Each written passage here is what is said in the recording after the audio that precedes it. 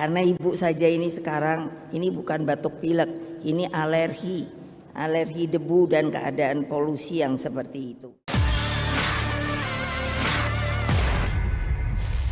Ketua Umum PDIP Megawati terdengar batuk-batuk ketika berpidato di Rakernas 4 PDIP, Jumat, 29 September 2023. Kemudian ia mengatakan tengah mengalami alergi debu akibat polusi udara di Jabodetabek. Megawati batuk saat membicarakan soal perdagangan karbon dioksida yang akan menghasilkan emisi karbon melebihi batas yang ditetapkan.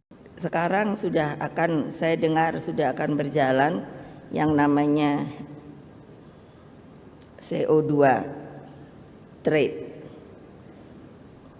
Saya karena di BRIN, jadi saya melihat Bapak ada sebuah kemungkinan sebenarnya dalam negosiasinya, karena kalau saya lihat hanya orang akan membayar dengan tumbuhan, katakan itu 1 meter jumlahnya mungkin 1000, padahal Bapak Presiden itu harus dilihat efektivitas bahwa yang namanya pohon-pohon besar yang umurnya bisa ratusan tahun dan berdaun kecil itu lebih efektif untuk menyimpan CO2 dan mengeluarkan oksigen. Apa artinya?